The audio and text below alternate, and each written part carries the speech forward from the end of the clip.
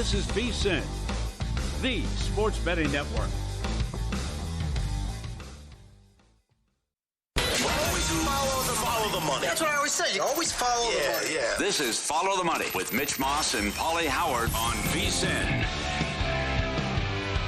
Here we go. Welcome in. It is Follow the Money on VSiN, the sports betting network. Mitch Moss along with Paulie Howard. We are live in downtown Vegas from the Circa Resort and Casino. Fun 3-hour program lined up today. Tons of hoops. It is the madness, obviously. On the show today, Paul Stone in 30 minutes. He is the defending champ of the Circa College Hoops Challenge. And he started off by going 5-0 last week. Pretty good. Greg Peterson, full half hour with hoops. Coming up in 90 minutes. We'll run the table with tonight's games and ask him about some of the marquee matchups that we have on tomorrow's slate. Bruce Marshall, more bets from him, college basketball, and Kevin Rogers with some system plays. Double Revenge, which we've had a couple so far today. We'll update you on that throughout. Paulie, how you feeling today, man? Good? Well, I was better this morning. Before the game tipped off, Belmont and Drake? This is where these small conferences hurt themselves, and it's just, you play 4 months for nothing. I don't like this. Drake was 12-19 entering the Missouri Valley. From January 28th to March 4th, they didn't win a game. They just took out the 1 seed, scored 100 points plus 650 on the money line. They are 2 wins away from going to the tournament. Catching 12.5. Yes. Yeah, both raced them too. So, obviously, like this specific tournament gets a lot of attention on this show, the entire network, pretty much anywhere that you're going to be listening for gambling, tidbits during the mid-major tournament week and in the next week as well. 3-0 to the under yesterday. I don't know how some of those games actually did stay under, but they did. Updated 10-1 last year, 33-12 since 2021. High totals today. And then that game that you talked about, that opened on the screen 157.5. The first number I saw was 155.5. And the total when they played this year in the 2 games, 147.5, went over, 154.5, flew over that. And today, the same exact thing. That closed at 152.5, and it never had a chance. Who's betting these over? I don't understand this. Like everyone knows these are unders, and they're taking over money late. The Murray State game took over money, and they're betting the over in the Northern Iowa game. It's computer groups. I don't get it. So it's 20, and it's also 20-5 the last 2 years as well. So I don't get it. Although I did say be careful with this Belmont game because they're up tempo and can score, and I said be careful with this Murray State game. Interesting to note that Murray State swept Illinois-Chicago, but Illinois-Chicago was favored. Right. Well, also, this ties into it, I think, as well. For the game that's ongoing in the Missouri Valley, 12 minutes and change to go in the first half, and Illinois-Chicago was leading Murray State 17-10. So that screen, on the screen last night, it opened up 155. The total when they played on New Year's Day was 160. The final was 81-77, so it stayed under that number, but over the number today. When they played February 3rd, the total was 158, stayed under that number as well, 81-74. So basically, this game today closed at 150 at some books. Mm-hmm. That was 8 or 10 points lower than when they played in the regular season. I think people are going to notice that as well and say that's too much of an adjustment, much like the Valpo-Bradley game coming up later on. Open I don't know how long it stayed there. And again, this is what Richie Bachelari was talking about yesterday. For a book or maybe a couple of books to open 141.5, it probably took 1 or 2 bets and they moved it big time.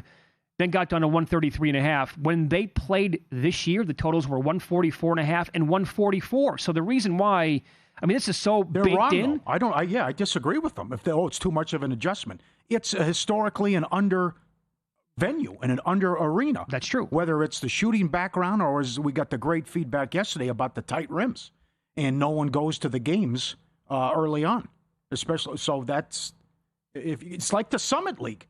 Why they're doing the right thing in the Summit League? The only league that's been better than the Missouri Valley is the Summit League. Both games went under yesterday. 16-3 the last 3 years. Both games 154 down to 149, 166 down to 160. So it's the same thing, and the Summit League has even been better for unders in the Missouri Valley. I'll give you the example on the game coming up tonight, Northern Iowa and Illinois State. That is supposed to tip at 9:30 Eastern time. So the opener was 125.5. Got down, lowest part that I saw, or point number I should say, that I saw with the total was 123.5. As we sit here hours before tip-off, it's up to 127.5 right now at DK. 125.5 at some of the exchanges. When they played this year, the totals were 132, stayed under, 132.5, went over. But again, when that got down to 123.5, that's a 9-point difference to what it was like. And I just, to answer your question, I think that's what people are doing, again, right or wrong. And it's also, people who do the modeling, the computer groups, and they're just like, damn, my numbers are much higher than that, so I got to play it over. They don't even look at the trends. They don't care about the Missouri Valley over the last 3 to 5 to 10 years. Wow, that's incredible. I good luck to you then. I mean, 13 straight unders, and you're going to try to buck the trend by saying what your numbers based on. I mean, if it's a whole different venue and a whole different situation with the rims, I think the venue has to play adjust. a pretty big role in everything. It's like when you play the Final Four games in football stadiums, how tough the shooting backgrounds are and how ugly the games could be. So, again, it's the same thing with the Summit, but they're betting those under big time in the Summit. You took a stand earlier in the week when this number first came out. You took Ohio tonight, plus 5.5 at home against Miami of Ohio, as the Redhawks are going for an undefeated regular season. And if they win tonight, most of us agree that they have to be in regardless of what happens in the MAC tournament. Greg Peterson in the program a little bit later on, he likes Miami. He laid the 5.5. He thought it wasn't enough. He also likes the over in the game tonight. Mm-hmm. So where are they at mentally? Like, how tight do you think the team is compared to, the other side of that argument would be, well, maybe they're just completely loose. They're a really good shooting team anyway. They score a ton of points. They come out and have a lot of fun tonight, knowing that this is the last dance in the regular season, and they could really cap off, something they're going to talk about for the rest of their lives. I think they're going to be tight. That's how they've been playing. It's been a struggle here lately. Joe Lenardi said they are absolutely in if they win and punch a ticket in the big dance with a win. They finish the undefeated season. Bill A., you wrote about it today. They'd be the 8th team to do it since 1976. Let's root for the history here. Let's root for this in and see if they can get it done. But and maybe your angle's right about it's going to be more of a home game with what's going on in Ohio on campus as well. So we'll see if they can play free and loose like they were earlier in the season and like they were for much of the season. No opinion on the team total, though, as they've played a couple unders with that, too. But it's a high total. They score 92 a game. And let's get the job done tonight. See if they can get it done in the marquee game at 6 Pacific. Any opinion or bet for you on St. John's at Seton Hall? Peterson will explain this coming up in a little bit more than an hour. He likes the home dog here in Seton Hall in the game. The Johnnies are 75-1 to win the title. They were 20-1 back in September and October before the season started. Yep. I think they bounced back. They had a bad performance last time out. I trust Patino here in this one, and I also think UNLV's getting too many points tonight in San Diego State, which the Aztecs are now not even next four out with all the issues they've had and all the losses, and I think they know they have to win the conference tournament. They shouldn't be this high on a pretty good UNLV team that just comes. Yeah, the argument could be they're off a A+ performance against Utah State, but I just don't think how the Aztecs should be laying this much, and now they've lost 4 or 5. In that late game, too. Yeah. Here's an example of some possible other trends to take into consideration for these tournaments, how it can go well for you or how it can go poorly. The example, some of the best teams in conference play throughout the entire year are in action either this morning, were in action this morning, or are in action later on tonight. For example, Penn is the best team in action today in conference play at 10-3 ATS. They're laying about 2 points tonight against Brown. Central Arkansas in conference was 12-4-2 ATS, one of the best marks in the entire country.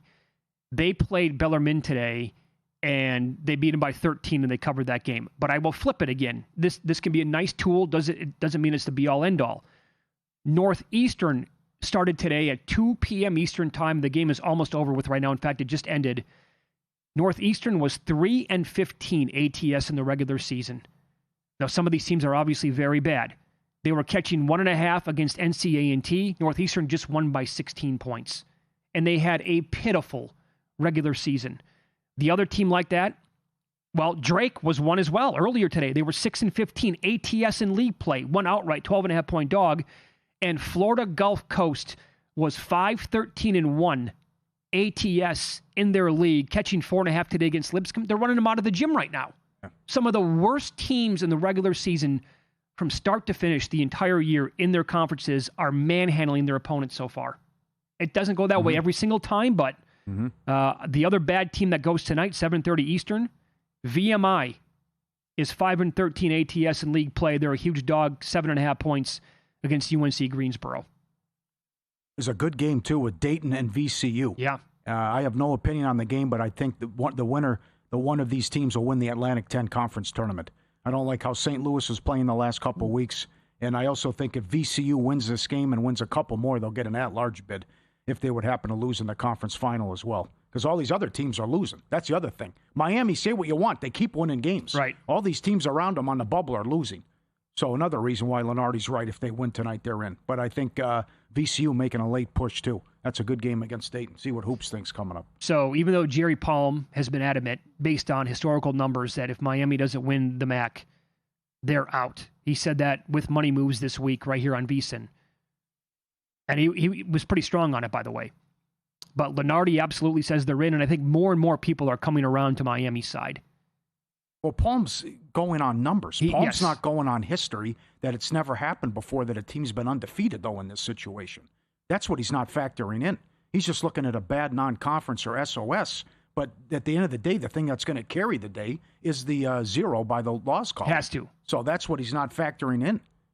And that's why he's going to be wrong on this if they win tonight. Mm-hmm. All right, let's follow the money here on VSiN, the Sports Betting Network. The NBA got us good last night, but we have to come right back and attack a slate filled with great matchups on paper, including this game between Cooper Flagg in Dallas and the return of Jason Tatum in Boston. We'll discuss next.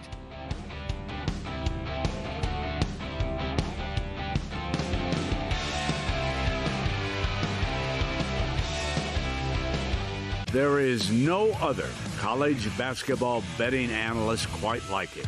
His passion is unparalleled. He handicaps every game, every day, all season long.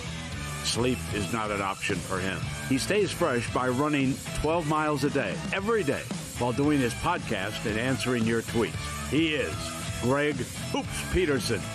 Tame the madness of March by catching Greg Peterson on VSiN, the Sports Betting Network. This is VSiN, a network of sports betting analysts, writers, hosts, and handicappers, all here to help you become a more confident bettor. We broadcast live every day from Las Vegas, the sports betting capital of the world, and from studios across the country, giving you insight from every angle of the action. Take VSiN with you wherever you go with the VSiN Watch app, or catch us on streaming platforms and regional sports networks. You can also listen live on SiriusXM Channel 158 and on radio stations nationwide.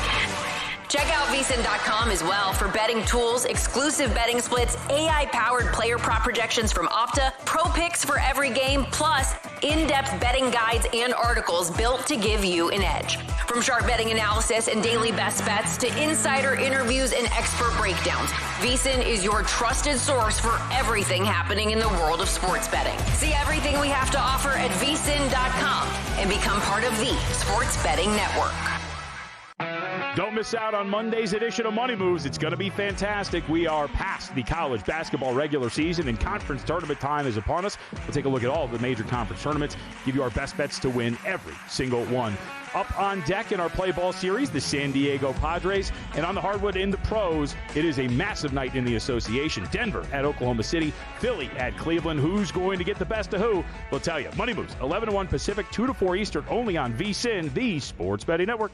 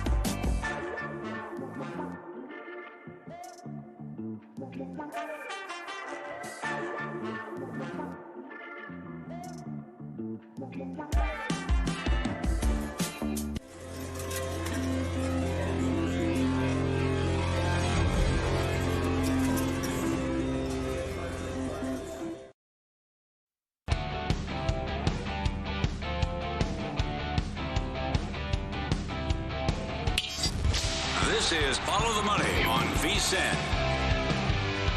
We do have a rock-solid schedule tonight in the association.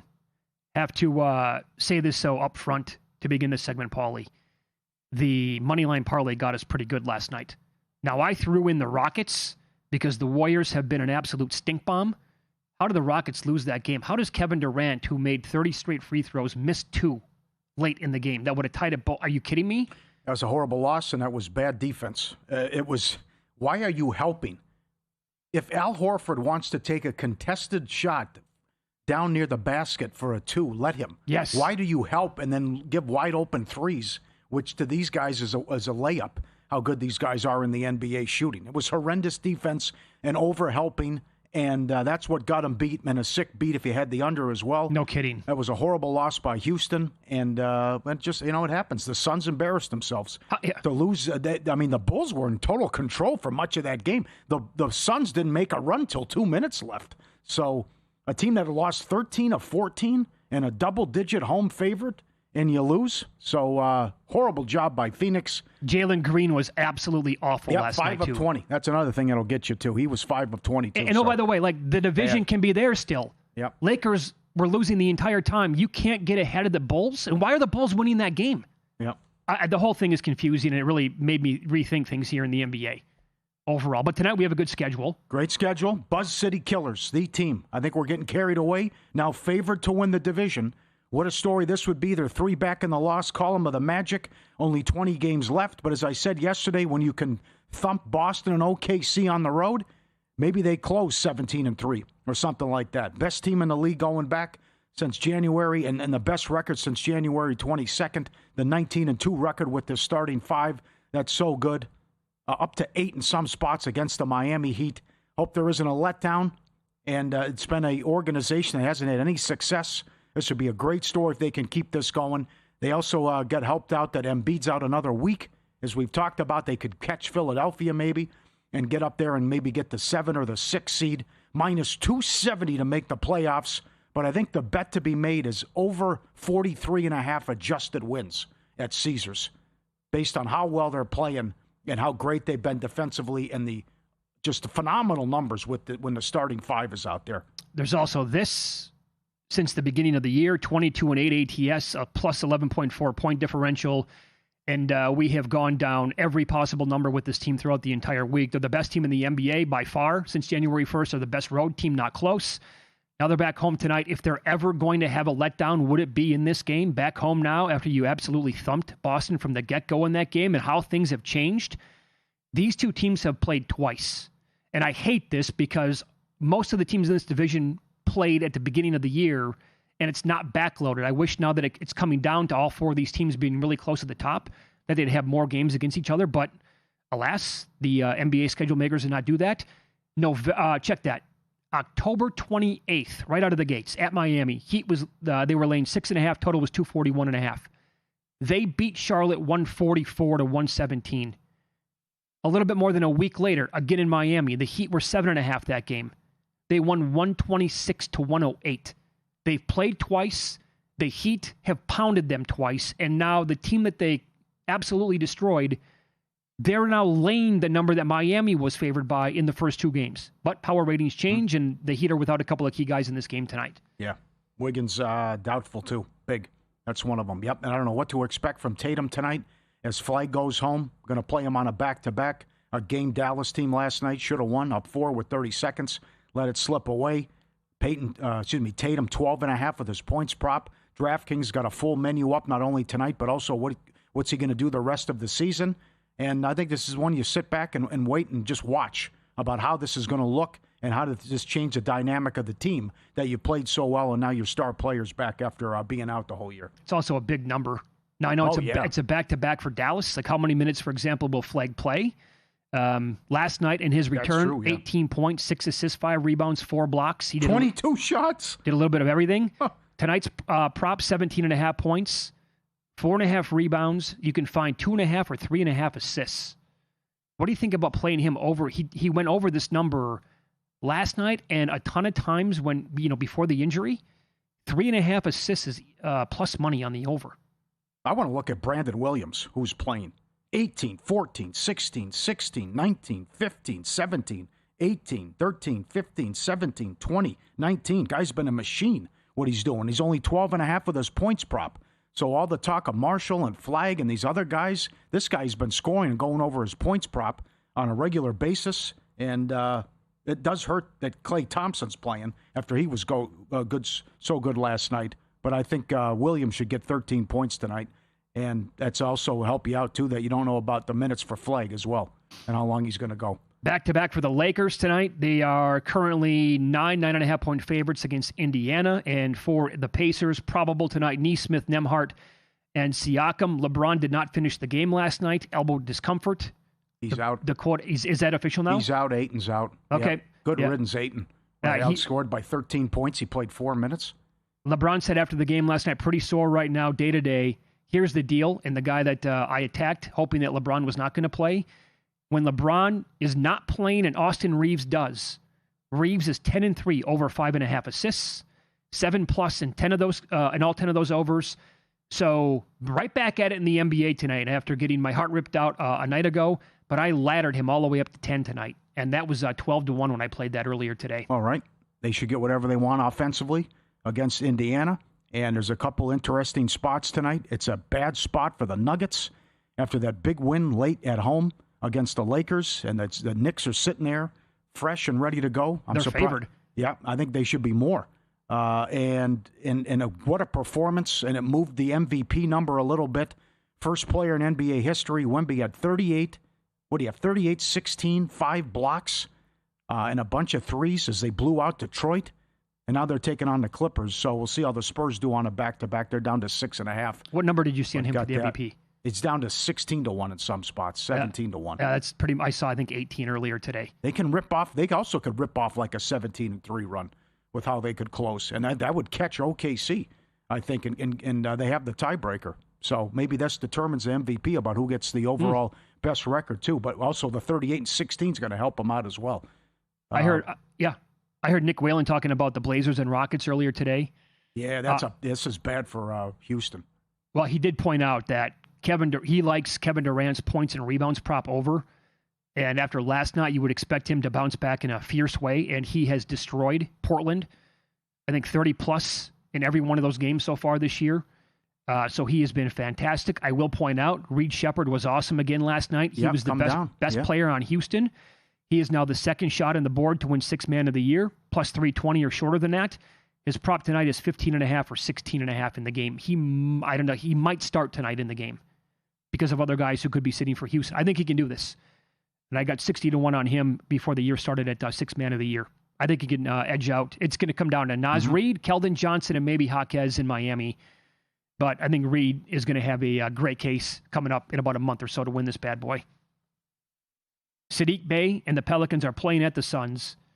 Now, his points prop, curious here looking at this, because books left it at around 16.5 for a while until last night, taking on a bad Kings team. So they adjusted. They made him, I think it was either 20.5 or 21.5. He scored 20 to go under. It's back down to 16.5 tonight. Saddiq Bey has scored 18+ in 7 out of 8 games and 9 out of 12. He would have gone over 16.5 last night, but the adjustment was there. Now back down. I'm intrigued. I might have to bet that on him as well. Zion's been solid, and the other guy, too, I think Grayson Allen bounces back. He couldn't make anything last night also in the loss, as Allen let him down and Green let him down in that horrible loss to the Bulls. Let's see how they respond. Have you noticed how many threes he's taking? Yeah. Then Brooks got arrested after the game, too. Yeah, DUI. Yep. So his last 3 games, Grayson Allen, these are the attempts from 3 we're talking about. 16, 12, and 16. So before that, in the month of February, 5 other games, he was only 1 of 9 against Boston, but he took 14, 13, 11, and 13 in the other games in that month. Yeah, this should be an up-and-down track meet, too. I mean, that game was crazy last night in Sacramento, and how the Pelicans play with the pace. So 3.5 over minus 120. I would say he bombs away and atones for what happened last night. Minus 120, you said? Yes. Yeah. That's, I think, I mean, again, if you're going to give me a guy taking 12, 13, 14 threes a game, 3.5 when it's not that bad of a number, Another one that Nick Whalen brought up today on the show was Kobe White for the Hornets. Not chucking as much as when he was in Chicago, but he'll get time again. He's 1.5 made threes tonight, over -115. I think that's a pretty damn good number to bet on him as well. With the Ayton news, what's Jackson Hayes, excuse me. Because you see it last night, and I know Barkley and Shaq ripped Ayton for the Capella comments.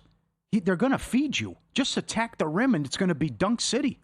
The guy had a ton of points last night. All he's doing is playing hard, and they're feeding him with the alley-oops. He's 10.5 tonight. 10.5, yeah. With Ayton out, Hayes should have a big game tonight. Paul Stone next, 5-0 mark, first weekend of the College Hoops contest here at Circa, leader in the clubhouse with that record. He's got bets tonight, a look at tomorrow's card, and some futures as well coming up here on Follow the Money. Time. There's nothing more valuable. It's what drives everyone to make the most of every moment. We celebrate living large in the now. In a city where time disappears, we create experiences that electrify the soul and memories that will last forever. We go big, we go all night, and here, everyone is invited. So get loose and get loud. This is Circa. You'll have the time of your life. Elevate your sports betting game with VSiN's exclusive betting splits. Stay ahead with real-time market trends and track bet percentages on any matchup. Then uncover the edge by comparing them to the amount of bets placed to find out where the sharp money is headed. Upgrade to VSiN Pro to access betting splits, live odds, line moves, power ratings, and in-depth game analysis. Go to vsin.com/pro to join VSiN, the sports betting network.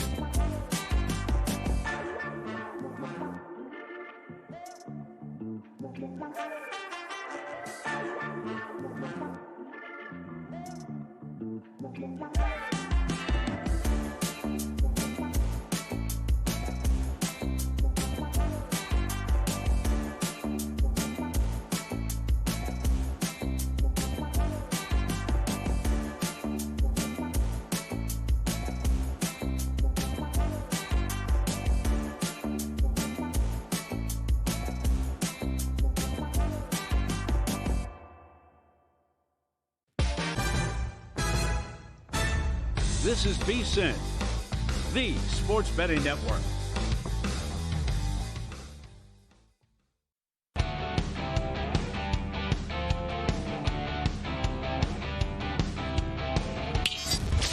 This is Follow the Money on VSiN. Update here from the Missouri Valley. Illinois-Chicago leading Murray State 38-24, under 4 minutes to play in the first half. We talk about this game because it's the Missouri Valley, and the updated total now is 155.5, Paulie, and certainly closed lower than that. And, the early game today between Drake and Belmont went flying over the total, and that ended that 3-0 run from yesterday and going all the way back to last year and many years previously where it was always under in the Missouri Valley. And Paul Stone joins the program now, professional sports bettor, went 5-0 week one of the Circa college basketball contest, leader in the clubhouse, and he's on the progressive guest line. And you are involved, first of all, thanks for the time, pal. You're involved in the game coming up a little bit later on tonight with Valpo and Bradley, but you're not betting the total. You like the dog, yeah? Yeah, I tell you, Valparaiso, they're a team, Mitch, that all year long they play to their level of competition. These teams played twice during the regular season. They both won by 7 on their home floor. Valpo covered both of those games. They were getting 2.5 at home and won by 7 on the road, getting 7.5 and lost by 7. So got the cover by a half point there. But this Valpo team, they're a team that plays slow. They rank 309th in adjusted tempo, according to Ken Palm, possessions per game, 272nd, just under 69 possessions a game. So I think they're going to condense this game. We have to lose by 5 or more to lose the money here. You've got a Bradley team that hadn't played that well on the road during Missouri Valley Conference play during this calendar year, only 2-7 against the spread away from home. And then you've got a Valpo team this year, win an underdog, getting 20 or fewer points. They're 14-4 against the spread. So they've been very profitable as an underdog. I like Valpo plus 4.5 over Bradley. Go get them, my friend. How about a total? This game goes coming up in a half hour. Citadel and Chattanooga. How about under in this game? Got the under. I think pretty much we're seeing a consensus 147.5 market wide. We were maybe a half an hour ago anyway, but there's going to be a lot of threes being shot in this game. So I am kind of messing with fire a little bit here, but my hope is obviously that they won't make a whole lot of them. Both these teams attempt of their field goal attempts, about 50% are 3-pointers. So there's going to be a lot of 3-pointers shot in their most recent game, the Citadel, which was a 93-90 overtime win at Wofford. They made 10 of 26 3-pointers. So they shot 38% from 3-point land in their most recent game. But that's not indicative of the Citadel, season long. In their previous 5 games to the victory over Wofford, they were a combined 43 of 154 from 3-point territory. So just under 28%. They shoot, again, a high ratio of threes, but only hit a little over 31% on the year to rank 310th out of 365 teams. Chattanooga, they're pretty good at defending the 3-pointer. They're above the midline among the 365 Division I teams, allowing just under 35%. One thing that I've got to avoid here is the Citadel. They've kind of been a magnet for overtime games. 5 of their last 15 games have gone to overtime. Wow. And that's a really high rate. Hopefully we're not going to OT. That's where, overtime's where unders go to die. So let's hope it doesn't go to overtime. Citadel and Chattanooga under 147.5. Very good. As the show progresses today, more and more numbers will come out for the games on tomorrow's college basketball card, one of which would be Texas A&M taking on LSU, and the quote from their head coach, Bucky McMillan, after their latest win this week, and they're a lot of fun to watch, but he said, quote, "I'm not coaching basketball afraid of my own shadow. Basketball is a war. We pick up people 94 feet because the court is 94 feet, not 40 feet. We play to live, and we don't play to die," end of quote. We talked about that earlier in the week. It's a great quote, and they can maybe do some damage in the tournament. But what is your advice when they take on LSU tomorrow? Well, this is as much a play. Obviously, first of all, I'll say that A&M, Joe Lunardi lists Texas A&M currently as the last 4 byes. So he has them not playing that Tuesday, Wednesday games in Dayton, but in the tournament. Jerry Palm, who you guys had on, I believe, earlier this week, he's got Texas A&M as the last 4 in. So they're just above the bubble. So they can't afford to go to Baton Rouge tomorrow and lose the game. Right now, Ken Palm's got A&M winning this game by 2 points. I think it might open a little bit higher than that. So I'm willing to lay 3 or 3.5 here with the Aggies. This is just an LSU team. It has been a tough year. All signs indicate that Matt McMahon's fourth season in Baton Rouge is going to be his last. The Tigers started out pretty good. They were 12-1 against a manageable non-conference schedule. But once they got to SEC play, they lost De'Don Thomas Jr., their point guard, transferred from UNLV to injury for the season, and they just hadn't been able to compete. Only 3-14 in SEC play, tied for last with South Carolina in the league. A lot of apathy there in LSU.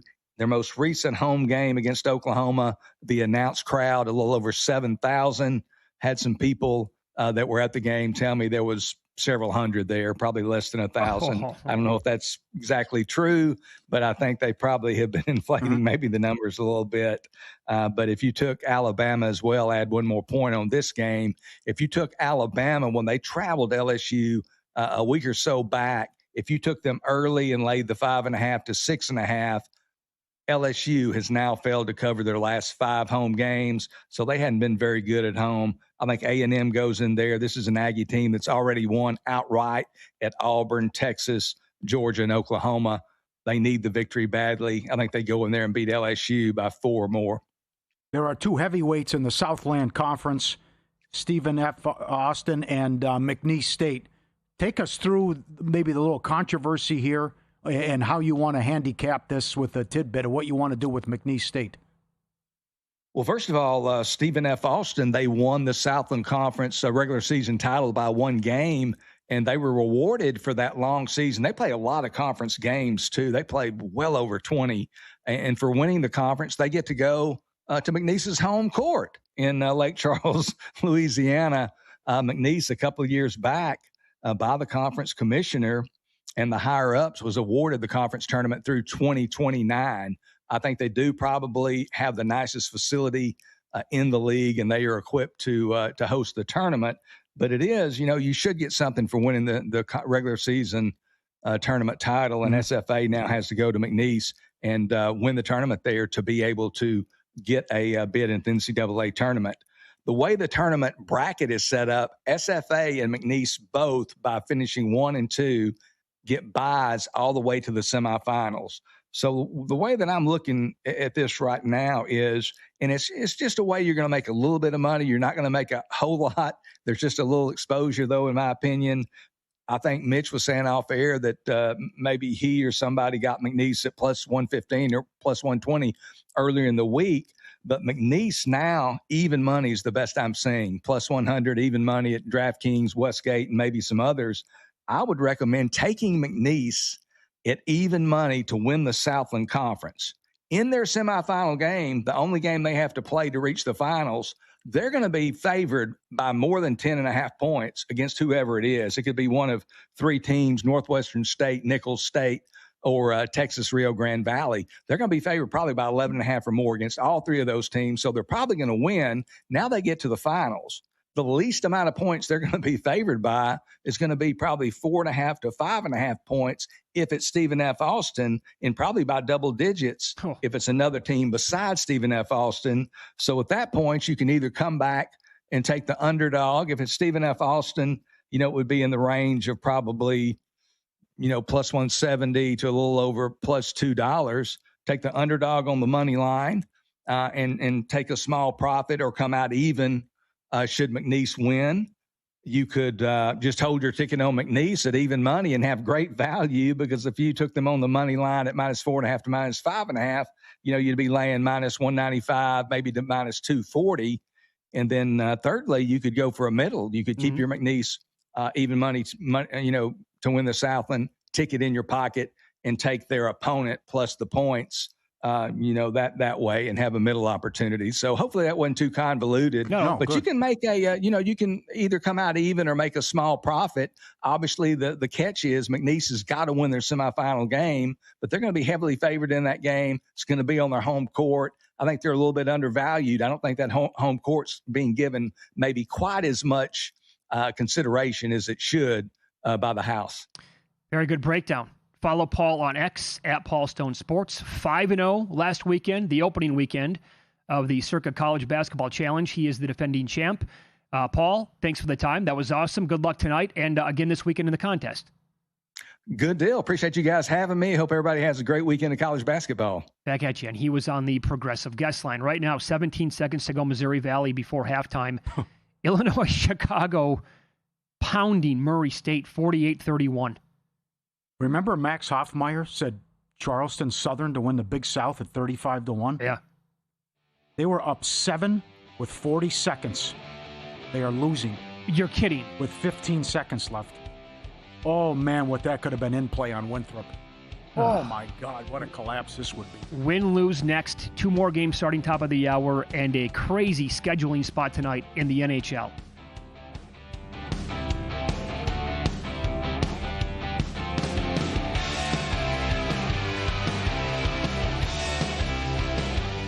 VSiN's player prop projection tool is now available for the NBA. Get projections for points, assists, rebounds, and more powered by Opta AI. On VSiN.com/NBA props, we line up our projections against the latest DraftKings odds so you can quickly spot mismatches and find value before the market adjusts. The NBA player prop projections tool is available exclusively to VSiN Pro subscribers. Check it out now at VSiN.com/NBA props and join us on the Sports Betting Network. Prop Points takes you to the intersection of prop betting and fantasy sports with hosts Jeff Erickson and Nick Whalen of RotoWire. He's the one that's the trendiest. He's the one that's going the earliest of the 3, and in some leagues I've seen him go as early as the second round. The one thing that stood out to me here is, value-wise, I would take a look at Dorian Finney-Smith over 2.5 boards. They'll help you find the connection between the two and give you expert advice on how to capitalize when a number is too good to pass up. Prop Points every weekday at 1 p.m. Eastern, only on VSiN.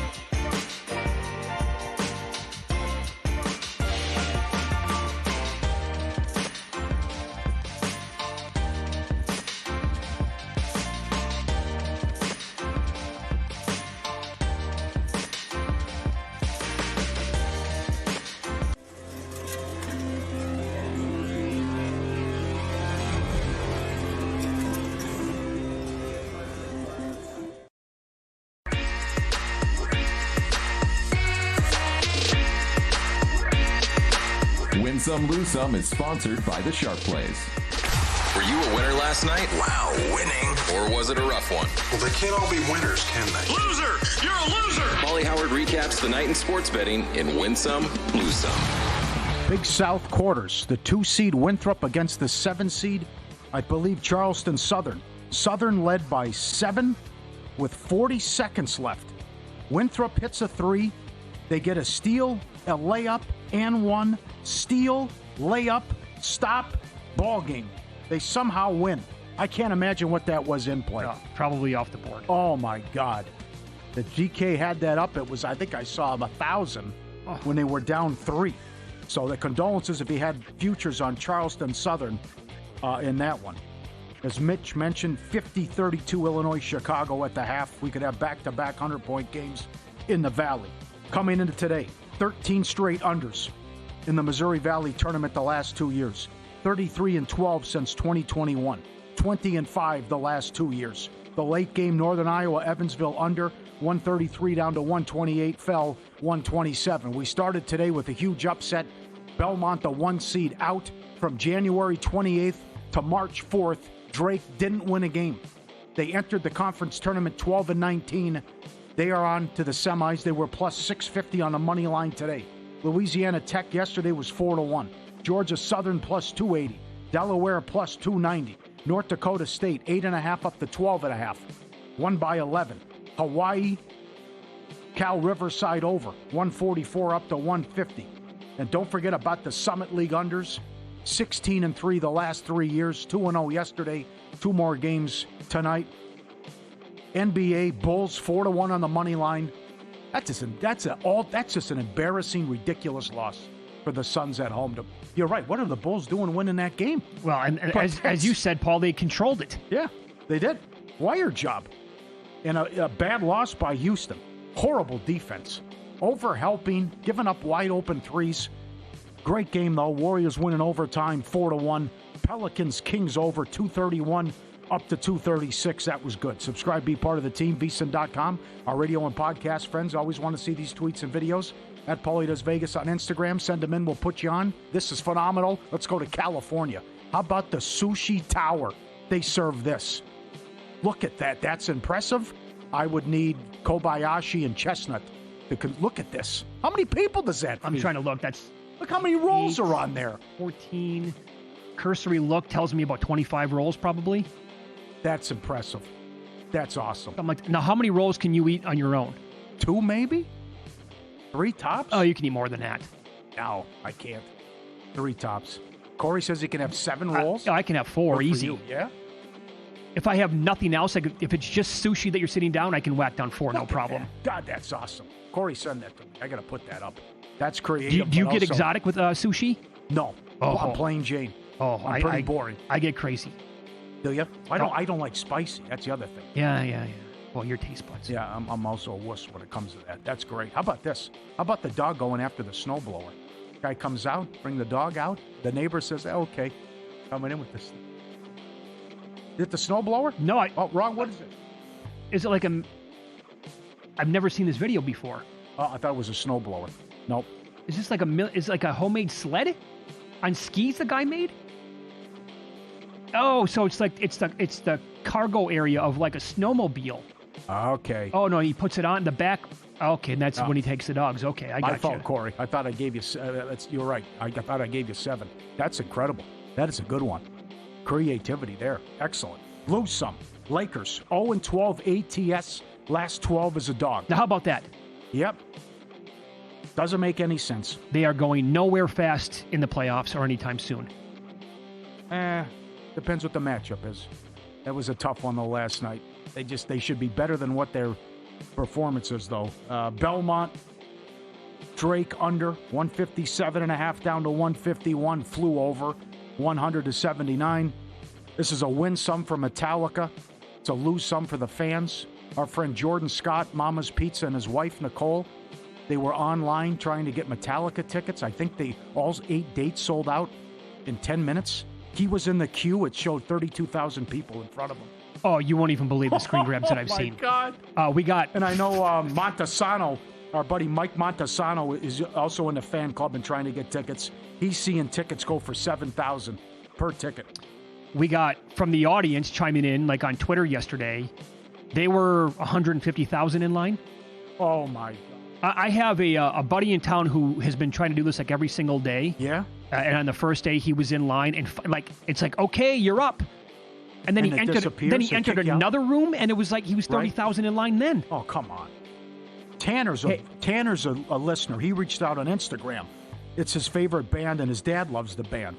They're part of the fan club, and they got tickets on the Metallica website on the second try. They had to wait 6 hours and missed out for the first initial 8 dates. They got in. They're coming out in November and staying at Circa. So that shows you what you're up against. Well, let me throw this by you. It's a bucket list item. It's because it's a game changer with the venue. And it's also not a football stadium. It holds like 19,000. That's right. These things will go for 5,000, 6,000. I love how it's coming across as if the Sphere and Metallica are stunned by the demand. I know. What'd you expect? You think it was going to be a tough sell, guys? No. Are you kidding me? They could have a residency here for 3 years in a row, never take a night off, and they would sell out $1,000 a pop. Yep. Come on. Andre, our buddy here, our producer behind the glass, was in the Philippines on vacation. Here's a lose some here, too. He went to get something to eat. He's at the resort. Look at this guy. Paulon, if I'm pronouncing it right? Like a small Komodo. Yeah, a lizard coming at you. He said there were several of them walking around. I go, do they bite? He said, yeah. Check, please. I'm getting the hell out of there. Oh, so they're not trained? Go in your pants, dive in, and swim. No, they're just walking around. Look at that. He's hanging out, and here comes this guy. There's another guy walking around. No, thank you. I'm out of there. That's rather large. Yeah, he's not that big. Not like a Komodo, but he's big enough, right? Oh, he'll hop on your back, put you in the rear naked choke, bite your neck? It's just no good can come of that. Hey, buddy. Even if it gets, that's it. I'm out of here. You want to roll? You want a treat, buddy? You want to roll over? I'll pet your belly? I'm not sticking around for that one. Bad beats. Mavs money line plus 270. Up 4 with 30 seconds. Magic hit a 3, get a stop, dunk at the buzzer. Rockets Warriors under 214.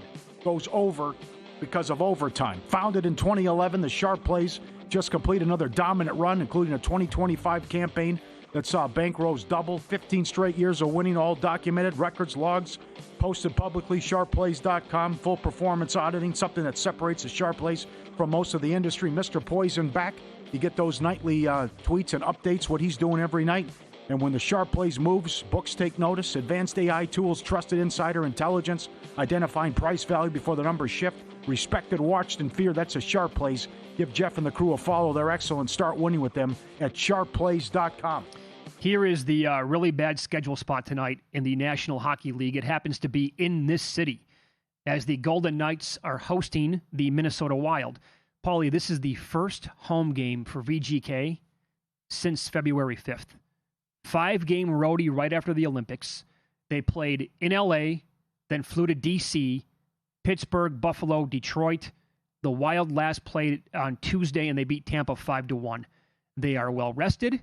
The Golden Knights are coming in. This would be, I think this qualifies as a Malinsky special overall for the team, and it's a pick'em tonight. And, oh, by the way, the Wild, you've been all over this now for a while. They've been scorching hot to the over. No, 4 straight unders now. Oh, is that? Oh, I have 4 straight unders. Oh, okay, all right, never mind. Yes, and Kevin Rogers will have more on this, too. Not only that, the Knights have been getting off to slow starts. Horrible in the first period, if you want to play that, too. And the other thing, too, for all this Jerry Palm talk, as he was on with JVT. Remember, we talked to Mike DeCourcy, and Mike DeCourcy is the bracketologist guy for Fox Sports. He's got Miami of Ohio an 8 seed. So I think Palm's going to be wrong in spectacular fashion here. I'm not going to say they're going to be in the 8-9 game, but Mike has them seeded as an 8. What if they win the MAC tournament? I would not be surprised if the committee puts them 8-9. Oh, really? Undefeated, winning the MAC conference tournament, you can't be an 11 seed. No way. 33-1, you can't be an 11 seed, as far as I'm concerned. I would agree with that as well. Yeah, especially if the losses to a good Akron team. Now, did you bet Ohio because you actually thought the number was too? Are you afraid that they might spill it up here and not go undefeated, and you're a little bit afraid of that? No, I think the number's too high. I'm going also how they've been playing. They beat Toledo at home by 2. They beat a bad Western Michigan team at home on the road by, 1 or 2. They were laying doubles in that game. They did have their star player did foul out with 7 minutes left. But I think the nerves are going to get the best of them, too. Now we're all right there. Let me flip it. I mean, for it's 1 only second. happened 7 times since 1976. Yeah. Let's say they win by 30 tonight, and they're awesome. At that point, during and after the game, every single person's going to have to agree on this. Then they have to be in. Yeah, then they can be loose, too, for the conference Yes, tournament. absolutely. Then I would expect them to rock and roll in the first couple rounds. And then the MAC might get 2 teams in, and a conference like the Mountain West could get 1. Yep. 98, 99. Last time they got 2 teams in. All right. More college basketball coming up. 14 double revenge games today. Yeah. And the betting results